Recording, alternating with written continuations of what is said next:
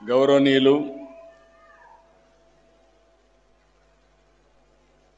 పెద్దలు మాజీ ఉపరాష్ట్రపతి శ్రీ వెంకయ్య నాయుడు గారు, గౌరవనీయులు నందమూరి మోహన్ కృష్ణ గారు, నందమూరి రామకృష్ణ గారు, ఎన్టీ రామారావు గారి యొక్క మొదటి సినిమా ప్రొడ్యూసర్ అయినటువంటి శ్రీమతి కృష్ణవేణి గారు 102 సంవత్సరాలు ఆవిడ పట్టుదల చూశారు. ఎట్టి పరిస్థితుల్లో ఈ మీటింగ్కి రావాలని పట్టుదలతో రావడమే కాకుండా వచ్చినప్పటి నుంచి చూస్తున్నాను, ఎలాంటి డిస్టర్బెన్స్ లేకుండా కూర్చోగలిగారంటే అది ఆవిడ జీవితంలో సాధించిన ఏకైక విజయం, ఒక క్రమశిక్షణ, ఒక పట్టుదల. అలాంటి పెద్దలు శ్రీమతి కృష్ణవేణి గారికి, పార్లమెంట్ సభ్యులు కేసినేని చిన్ని గారు, ఇంకొక పక్కన సినీ ప్రముఖులందరూ వచ్చారు. దగ్గుపాటి సురేష్ గారు, మాజీ పార్లమెంట్ సభ్యురాలు శ్రీమతి జయప్రద గారు, శ్రీమతి ప్రభ గారు, శ్రీమతి శ్యామల గారు, ఆదిశేషగిరిరావు గారు, కెఎస్ రామారావు గారు, ఈ కార్యక్రమాన్ని సమర్థవంతంగా నిర్వహించినటువంటి కార్యనిర్వాహకులు టిడి జనార్దన్ గారు, సహచార మంత్రివర్గ సభ్యులు పార్సారథి గారు, గౌరవ శాసనసభ్యులు గద్దె రామ్మోహన్ రావు గారు, బోడే ప్రసాద్ గారు, యార్లగడ్డ వెంకట్రావు గారు, శ్రీరామ్ రాజగోపాల్ తాతయ్య గారు, వర్ల కుమార్ రాజా గారు, కాగితం కృష్ణప్రసాద్ గారు, తంగిరాల సౌమ్య గారు, ఈరోజు సమర్థవంతంగా ఈ కార్యక్రమాన్ని నిర్వహిస్తున్నటువంటి వర్ల రామయ్య గారు, ఇంకొక పక్కన ఈ కార్యక్రమానికి చేసినటువంటి అతిరథులకు, అదే మరి సభికులకు, ఎన్టీఆర్ అభిమానులందరికీ పేరు పేరున మనస్ఫూర్తిగా అభినందనలు. ఎన్టీఆర్ లిటరేచర్ కమిటీకి మనస్ఫూర్తిగా అభినందనలు. వారు లేకపోతే ఈ కార్యక్రమం లేదు. చాలా సమర్థవంతంగా నిర్వహించారు. వారిని మనస్ఫూర్తిగా అభినందిస్తున్నాను. ఈరోజు ఎన్టీఆర్ వజ్రోత్సవ వేడుక, ఇది ఒక అపూర్వ ఘట్టం. గత సంవత్సరం ఎన్టీఆర్ 100వ జయంతి వేడుకలు జరుపుకున్నాం. సంవత్సరం అంతా కూడా జరిపాం. ఒక్కొక్కసారి ఒక యుగ పురుషుడు పుట్టినప్పుడు ఏ విధంగా చరిత్ర మరిచిపోదో దానికి ఉదాహరణే నందమూరి తారక రామారావు గారని చెప్పి నేను మీకు తెలియజేస్తున్నా. ఒక దేశంలో కాదు, ప్రపంచంలో అనేక దేశాల్లో ఆయన యొక్క 100వ జయంతి ఉత్సవాలు జరుపుకున్నాం.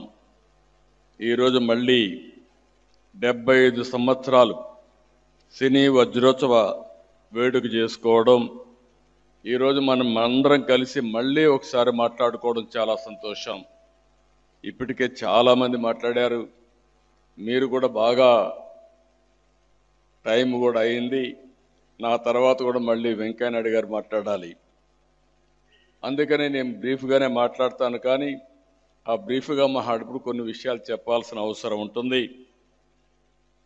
ఒక యుగ పురుషుడు అరుదుగా పుడతారు. మనకు తెలిసిన, మనము చూసిన ఏకైక యుగ పురుషుడు నందమూరి తారక రామారావు గారని చెప్పి నేను మీకు తెలియజేస్తున్నా. ప్రపంచంలో ఎక్కడికి వెళ్ళినా తెలుగు జాతి పేరు ఇంటేనే గుర్తు వచ్చే ఏకైక వ్యక్తి ఎన్టీఆర్. చరిత్ర ఉన్నంత వరకు తెలుగువారి గుండెల్లో ఉండే ఏకైక వ్యక్తి ఎన్టీఆర్ అని చెప్పి కూడా నేను మీకు తెలియజేస్తున్నా. అచ్చ తెలుగుదనం, తెలుగువాడి ఆత్మగౌరవం రెండింటికి అర్థం ఎన్టీఆర్ ఒక చిన్న రైతు బిడ్డ నుంచి తెలుగు సినీ చరిత్రలో ఒక ఎవరెస్ట్గా ఎదగడం, 9 నెలల్లోనే పార్టీ పెట్టి ముఖ్యమంత్రి కావడం చరిత్రలో ఎక్కడా జరగలేదు. భవిష్యత్తులో కూడా జరుగుతుందనే నమ్మకం కూడా లేదు, జరగదు. ఇటు వెండి తెరను కానీ అటు రాజకీయాలు ఏలిన ఏకైక నాయకుడు భారతదేశ చరిత్రలో ఒక్క ఎన్టీఆర్ అని చెప్పి కూడా నేను మీకు తెలియజేస్తున్నా. రంగం ఏదైనా ఆయన అడుగుపెట్టిన ప్రతి చోట సువర్ణ అధ్యయనమే.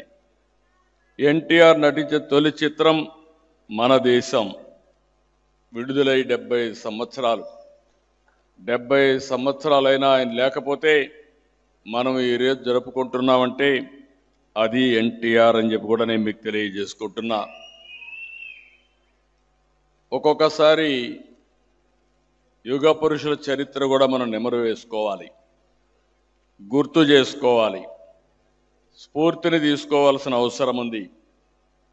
ఒక పల్లెటూరులో నిమ్మకూరులో శ్రీమతి వెంకట్రావమ్మ లక్ష్మయ్య చౌదరి దంపతులకి 1923 మే 25న జన్మించిన యుగ పురుషుడు, కారణ జన్ముడు ఎన్టీఆర్ అని చెప్పి కూడా నేను మీకు తెలియజేస్తున్నా. ఆయన చరిత్ర చూసినప్పుడు మీరు ఎవరైనా సరే, నేను ఆయనతో కలిసి చాలాసార్లు మాట్లాడినప్పుడు అప్పుడప్పుడు కొంచెం ఆయన హిస్టరీ అంతా చెప్పేవారు నాకు. ఏ విధంగా ఆయన చరిత్రలో జరిగిన సంఘటనలన్నీ కూడా చదువు కోసం విజయవాడకు రావడం, విజయవాడ నుంచి ఆ రోజుట్లో మనం చూస్తే తెల్లవారితో నిద్రలేసి తల్లికి సహాయంగా పాలు ఉత్పత్తి చేస్తే అవి తీసుకుపోయి ఎక్కడి వాళ్ళందరికీ అమ్మి తర్వాత గుంటూరుకి పోయి చదువుకొని వచ్చినటువంటి కష్టపడిన వ్యక్తి ఎన్టీ రామారావు గారు. ప్రతి ఒక్కరి జీవితాలు, ఏ జీవితం చూసుకున్నా మీరు గుర్తుపెట్టుకోవాల్సింది, చిన్నప్పుడు కష్టాల్లోనే పుడతాం, తర్వాత మన శక్తిని బట్టి, మన సామర్థ్యాన్ని బట్టి మన జీవితాన్ని మలుచుకునే పరిస్థితి వస్తుంది. 1945లో మద్రాసు రైలు ఎక్కాక ఎన్టీఆర్ జైత్ర యాత్ర ప్రారంభమైంది.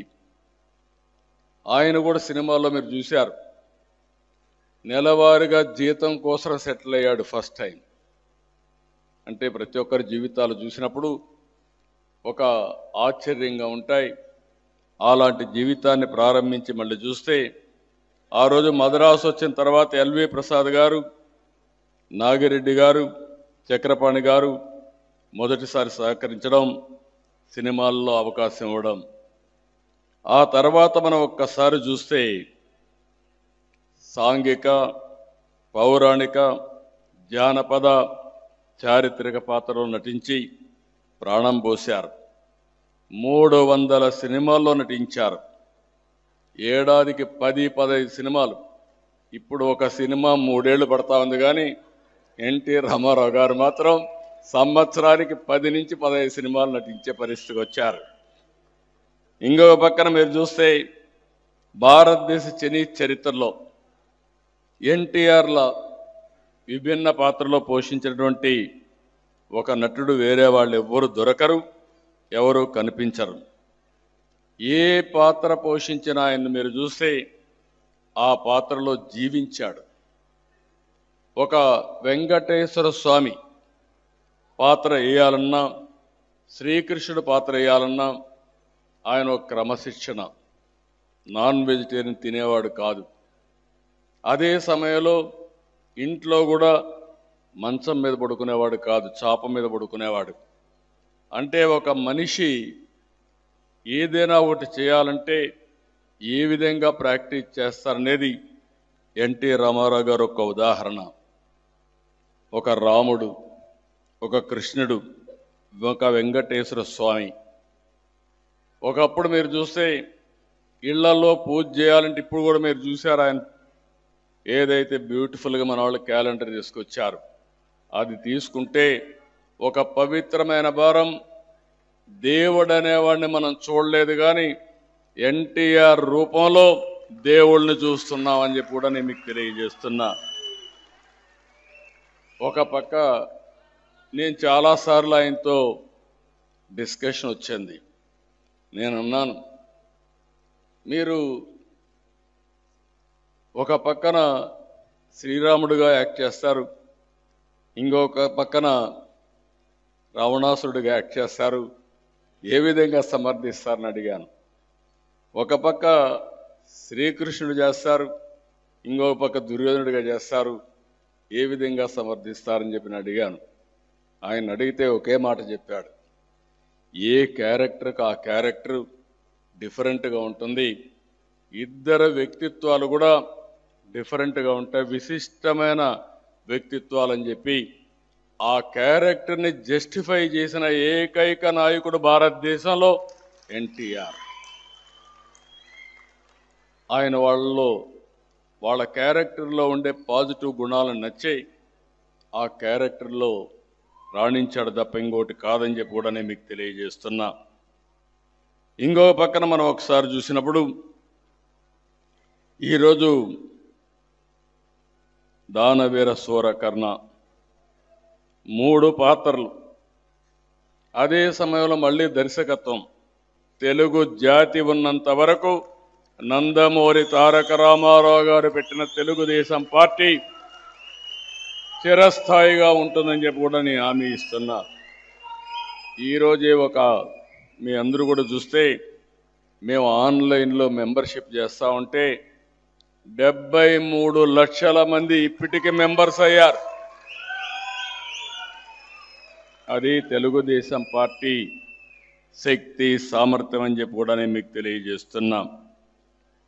తెలుగు జాతి ఆత్మగౌరవం అన్నా, తెలుగు జాతి పౌరుషం అన్నా గుర్తొచ్చే నాయకుడు ఎన్టీ రామారావు గారు. దానికి అనేక కారణాలు ఉన్నాయి. మహిళలకు మొదటిసారి ఆస్తి హక్కు ఇచ్చిన ఏకైక నాయకుడు ఎన్టీఆర్. ఈరోజు ఏ ఆడబిడ్డ అయినా సరే తల్లిదండ్రులు అన్యాయం చేస్తే ధైర్యంగా కోర్టుకెళ్ళి ఫైట్ చేసే శక్తి మీకుంది.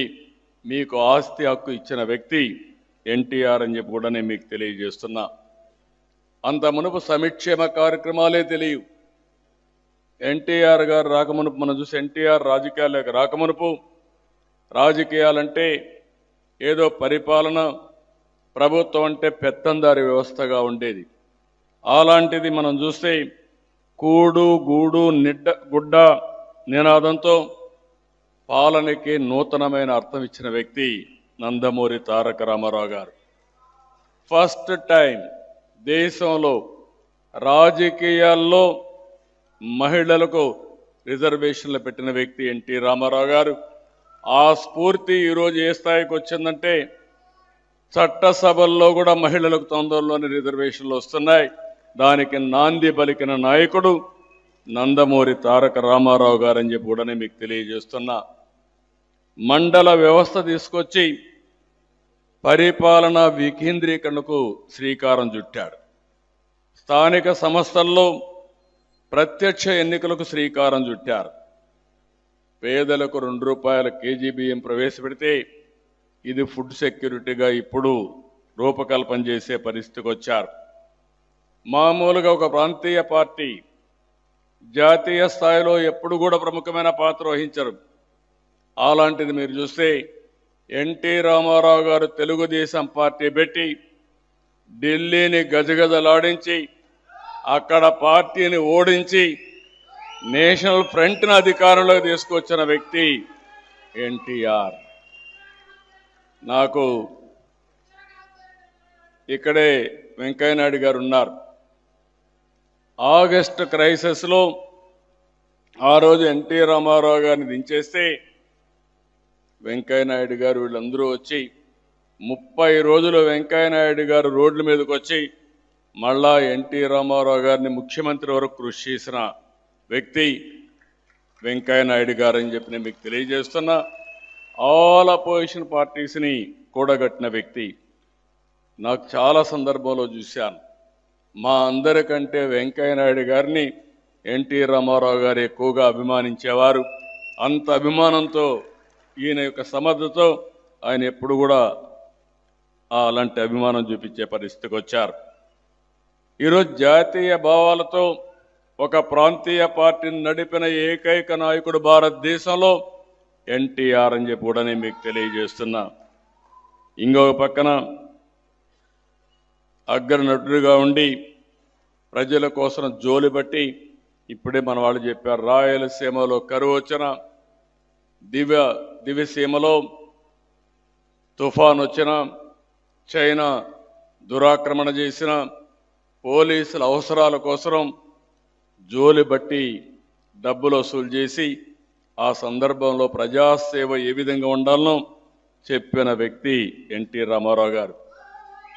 ఆయన ఒకే నినాదం ఇచ్చారు, సమాజమే దేవాలయం, పేదవాళ్లే దేవుళ్ళని చెప్పిన వ్యక్తి ఎన్టీఆర్. అప్పుడు చాలామంది అడిగారు, ఎన్టీఆర్ని వచ్చినప్పుడు కొత్తగా పార్టీ పెడితే దేశంలో క్యాపిటలిజం ఉంది, కొంతమంది క్యాపిటలిజం మాట్లాడుతున్నారు, కొంతమంది సోషలిజం మాట్లాడుతున్నారు, కొంతమంది కమ్యూనిజం మాట్లాడుతున్నారు, మీరు ఏది మీ సిద్ధాంతం అంటే ఎన్టీ రామారావు గారు ఆలోచించి ఒకే మాట చెప్పాడు, నాకు ఈ ఇజాలు ఏమీ తెలియవు, నాది హ్యూమనిజం, అదే నా సిద్ధాంతం అని చెప్పిన వ్యక్తి ఎన్టీఆర్. ఇప్పుడు అన్ని ఇజాలు పోయినాయి, ఇప్పుడు ఒకటే మెటీరియలిజం వచ్చింది. అందరికీ ఆదాయం కావాలి, డబ్బులు కావాలి, మెరుగైన జీవన ప్రమాణాలు కావాలి. అది మొట్టమొదటిసారి చెప్పిన ఏకైక నాయకుడు భారతదేశంలో నందమూరి తారక రామారావు గారు అని చెప్పి నేను మీకు తెలియజేస్తున్నా. ఆయన స్ఫూర్తి మన అందరిలో ఉంది. పేదరిక నిర్మూలనే ధ్యేయంగా పనిచేస్తున్నాం. ఇప్పుడే రామకృష్ణ గారు చెప్పారు, అమెరికా లాంటి దేశంలో భారతదేశంలో ఎన్నో భాషలుంటే తెలుగు భాషను అధికార భాషగా అక్కడ ఒక భాషగా డిక్లేర్ చేశారంటే అది తెలుగువారి సత్తా అని చెప్పి కూడా నేను మీకు తెలియజేస్తున్నా. ఈ సందర్భంగా నిన్ననే మేము ఎన్టీ రామారావు గారి స్ఫూర్తితో స్వర్ణాంధ్రప్రదేశ్ విజన్ 2047ని లాంచ్ చేశాం. ఇందులో మీరు చూస్తే మీ అందరూ కూడా ఇక్కడ ఉన్నారు. నేను ఎప్పుడూ చెప్తాను, ఎన్టీ రామారావు గారిని ఒక్కసారి తలుచుకొని ఆయన ఫోటో చూసి మీరు సంకల్పం చేస్తే ఏదైనా సాధ్యమనేది నా అభిప్రాయం. ఆయన స్ఫూర్తి మనలో ఉంది, ఆయన ఆశీస్సులు మనలో ఉన్నాయి. కానీ మనం ఆలోచించాల్సింది, ఆయన ఆలోచించుకొని ఏదో ఒక 5 నిమిషాలు పొగిడి ఇంటికి పడుకునేది కాదు. ఆయన తలుచుకొని మీరు ఏమి కావాలి అనుకుంటే అది అయ్యే ఆశీస్సులు, స్ఫూర్తి ఎన్టీ రామారావు గారి దగ్గర నుంచి మీరు పొందే అవకాశం ఉంది.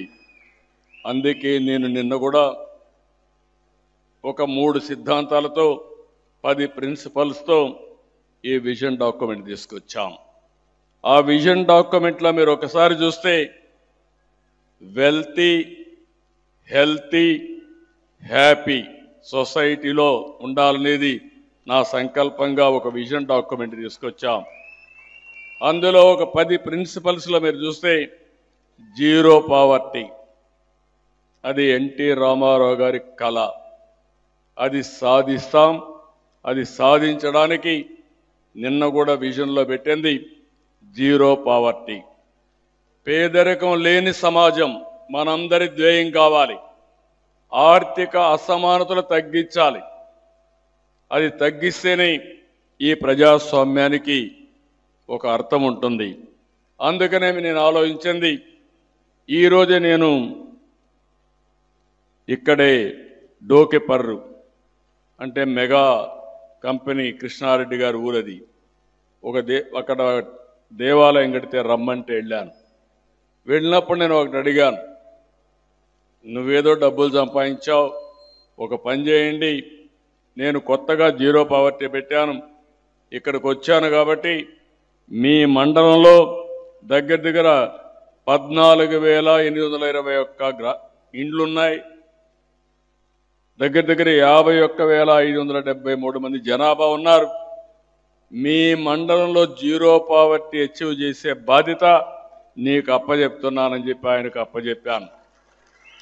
ఇందులో మీరందరూ ఒక విషయం గుర్తుపెట్టుకోవాల్సిన అవసరం ఉంది.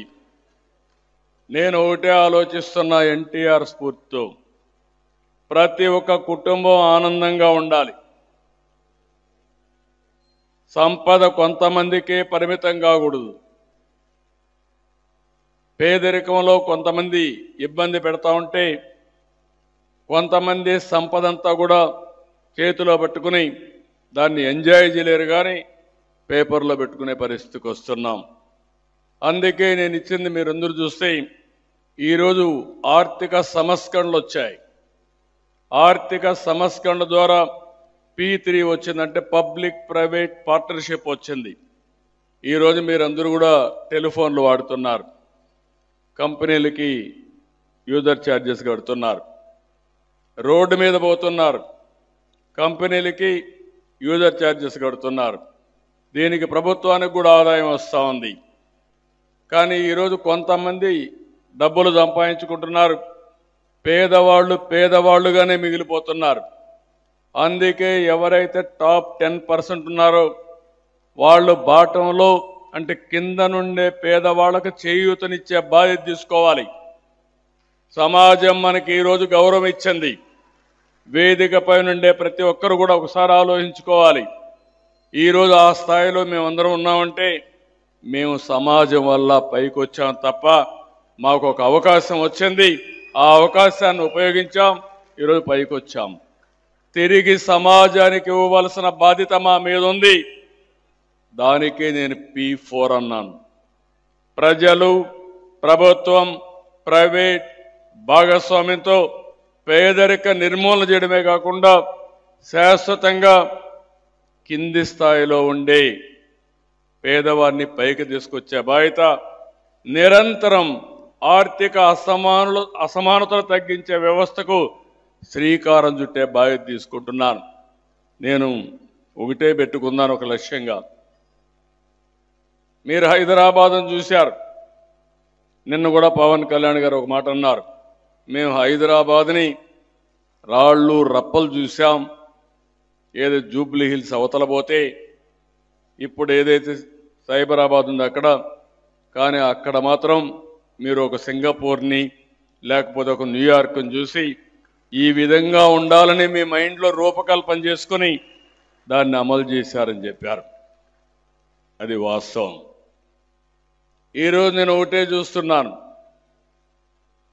2047కి భారతీయులు ప్రపంచంలో ఏ దేశంలో ఉన్నా నెంబర్ 1గా ఉంటారు.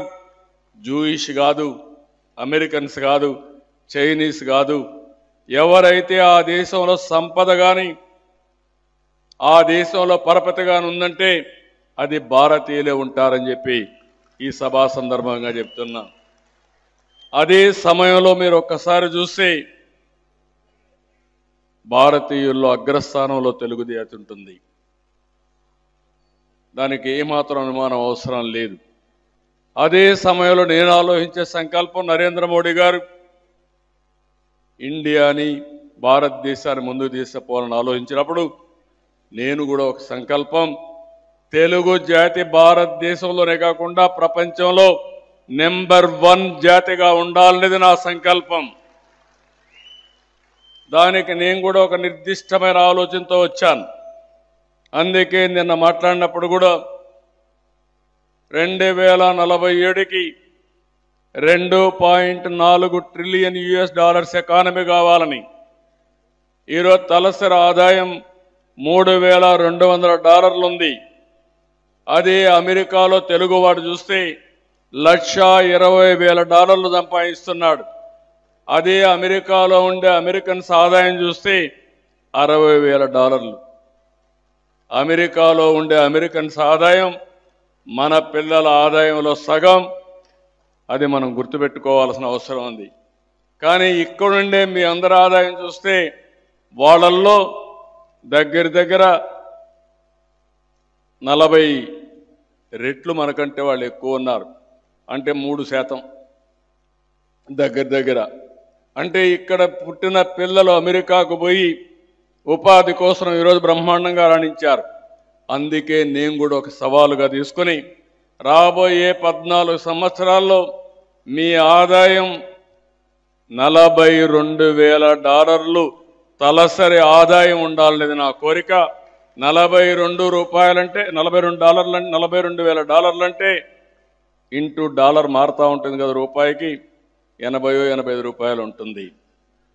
ఆ వ్యవస్థ వచ్చినప్పుడు ఏ కొద్ది మందికో ఆదాయం రావడం కాదు, ఎన్టీ రామారావు గారి స్ఫూర్తితో పేదరిక నిర్మూలనే కాకుండా ఆర్థిక అసమానతలు తగ్గించే బాధ్యత తెలుగుదేశం పార్టీ తీసుకుంటామని చెప్పి సందర్భంగా మీ అందరికీ హామీ ఇస్తున్నా. అందుకే ఇవన్నీ రావాలంటే క్రమశిక్షణ, ముక్కుకు సూటిగా మాట్లాడడం, నీతి నిజాయితీ, ఆత్మాభిమానం, నిరంతరం కష్టపడే తత్వం, త్యాగ నిరతి, ఇది ఎన్టీఆర్ చూపించిన స్ఫూర్తి. మనం ఒక్కరు బాగుంటే లాభం లేదు. ఆయన రాజకీయాలకు రావాల్సిన అవసరం లేదు. రారాజుగా ఎలిగాడు. 60 సంవత్సరాల తర్వాత రాజకీయాల్లోకి వచ్చి 9 నెలలు ఆయన పడిన కష్టం చూస్తే ఒక రాక్షసుడిగా పనిచేసే పరిస్థితికి వచ్చాడు. అదే ఆయన జీవిత రహస్యం అని చెప్పి కూడా నేను మీకు తెలియజేస్తున్నా. త్యాగం చేశాడు, త్యాగం జాతి కోసం చేశాడు. అలాంటి త్యాగాల ఫలితం ఈరోజు మనందరం కూడా ఆలోచించుకోవాల్సిన అవసరం ఉంది. దీన్ని లాజికల్గా తీసుకుపోయినప్పుడే ఆ మహనీయుడికి మనం అందరం కూడా ఘనమైన నివాళులర్పించిన వాళ్ళు అవుతాం. ఇప్పుడే మిత్రులను చూస్తున్నాను. ఈ డిమాండ్ ఎప్పుడూ ఉంటుంది, చేయాలి. ఎన్టీ రామారావుకి భారతరత్న ఇవ్వడం అనేది ఆయన్ను గౌరవించడం కాదు, దేశాన్ని గౌరవించుకోవడం, జాతిని గౌరవించడం. తప్పకుండా ఎన్టీఆర్కు భారతరత్న వచ్చే వరకు వదిలిపెట్టం, సాధిస్తామని మరొక్కసారి మీ అందరికీ హామీ ఇస్తున్నా. ఇది నా ఒక్కడి ఆకాంక్ష కాదు, తెలుగుదేశం పార్టీ ఆకాంక్షే కాదు, తెలుగు జాతి ఆకాంక్ష, భారతదేశంలో ప్రజల ఆకాంక్ష అని చెప్పి నేను మీకు తెలియజేస్తున్నా. అందుకని ఈరోజు ఈ సందర్భంగా మీ అందరికీ ఒకటే విజ్ఞప్తి చేస్తున్నా, ఆ మహనీయుని బాటలో పయనిద్దాం. ఆయన స్ఫూర్తి మనలో ఉంది. ప్రపంచంలోనే తెలుగు జాతిని నెంబర్ 1గా చేసే బాధ్యత నాది.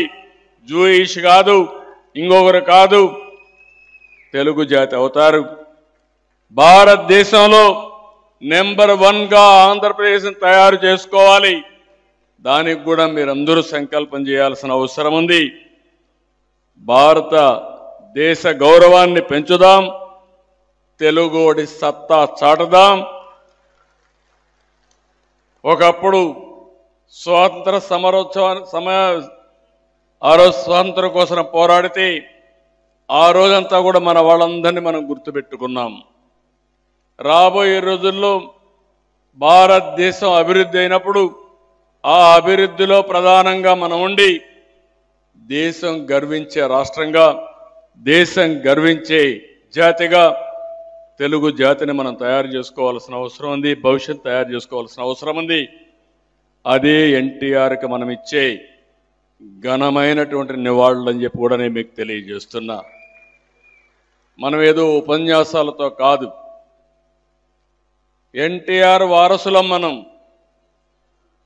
ఆయనకు ఆయన కుటుంబమే కాదు, తెలుగు జాతి ఎన్టీఆర్ వారసత్వం.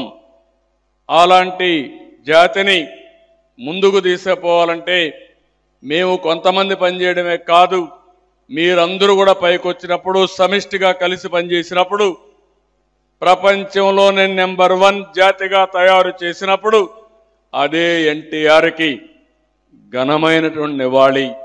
దానికి ఈ సభ శ్రీకారం చుడుతుంది. తెలుగుదేశం పార్టీ అధ్యక్షుడిగా నేను ఒకటే హామీ ఇస్తున్నా, ముఖ్యమంత్రిగా ఒకటే హామీ ఇస్తున్నా, ఎన్టీ రామారావు గారి స్ఫూర్తితో తెలుగు జాతిని అంతర్జాతీయంగానే కాదు ప్రపంచంలోనే నెంబర్ 1గా నిలబెట్టే బాధ్యత మేము తీసుకుంటాం. మీరు కూడా ముందుకు రావాల్సిందిగా మిమ్మల్ని కోరుతున్నా. అప్పుడు శాశ్వతంగా మనం ఎన్టీఆర్ వారసులం అని చెప్పి ఘనంగా చెప్పుకునే పరిస్థితి వస్తుంది. దానికి శ్రీకారం చుడదా అని చెప్పి తెలియజేసుకుంటూ మరొక్కసారి టీడీ జనార్దన్ని ఏదైతే ఈరోజు ఇక్కడ ఎన్టీఆర్ లిటరేచర్ కమిటీ చాలా బ్యూటిఫుల్గా చేశారు. ఒక పక్క సావనీర్స్ తెచ్చారు, ఇంకో పక్కన ఈరోజు చాలా యూట్యూబ్ కూడా పెట్టామన్నారు. ఎన్టీఆర్ రామారావు గారి పేరంటేనే మీరు ఏది పెట్టినా అది హాట్ కేక్ మారిగా అమ్ముడుపోయే పరిస్థితి వస్తుంది. దాంట్లో అనుమానమే లేదు. అది ఆ నాయకుడి యొక్క చరిస్మా. అలాంటి మహానాయకుడికి మళ్ళా ఒకసారి మనం గుర్తు చేసుకొని మనం అందరం కూడా స్ఫూర్తిదాయకంగా ముందుకు పోవాలని మరొక్కసారి విజ్ఞప్తి చేస్తూ ఈ కార్యక్రమానికి వచ్చిన మిమ్మల్ని అందరినీ పేరు పేరున మనస్ఫూర్తిగా అభినందిస్తూ మళ్ళీ చెప్తున్నా, స్వర్ణాంధ్రప్రదేశ్ మన కళ. అది సాధించే శక్తి ఉంది, సామర్థ్యం ఉంది. దాన్ని ఎన్టీ రామారావు గారి స్ఫూర్తి మన దగ్గర ఉంది. స్ఫూర్తి మన దగ్గర ఉంది, ఇంట్లో పడుకుంటే కష్టం. దీనికి హార్డ్ వర్క్ కూడా చేయాల్సిన పని లేదు. ఒకప్పుడు మడకలు దున్నేవాళ్ళం, బస్తాలు మోసేవాళ్ళం, శారీరక కష్టం చేసేవాళ్ళం. ఇప్పుడు నేను హార్డ్ వర్క్ చేయమనడం లేదు, స్మార్ట్ వర్క్ చేయమంటున్నా. ఇప్పుడు చాలా ఈజీ అయిపోయింది పని కూడా. మీ దగ్గర సెల్ ఫోన్ ఉంది, సెల్ ఫోన్తోనే పనులు చేసే పరిస్థితి వస్తూ ఉంది. ఇంట్లో కూర్చుంటే ప్రపంచం మొత్తం పనిచేసే పరిస్థితికి వస్తున్నాం. ఇంట్లో కూర్చొని డబ్బులు సంపాదించే పరిస్థితికి వస్తున్నాం. అవన్నీ నేర్పించే బాధ్యత నాది, దాన్ని ఉపయోగించుకునే బాధ్యత మీదని అప్పుడే ఎన్టీఆర్కి మనం స్ఫూర్తిదాయకమైన నివాళులర్పించే వాళ్ళు అవుతామని చెప్పి తెలియజేసుకుంటూ ఈ సమావేశానికి వచ్చిన మిమ్మల్ని అందరినీ పేరు పేరున అభినందిస్తూ సెలవు తీసుకుంటున్నా. జోహార్ ఎన్టీఆర్, జోహార్ ఎన్టీఆర్. Thank you.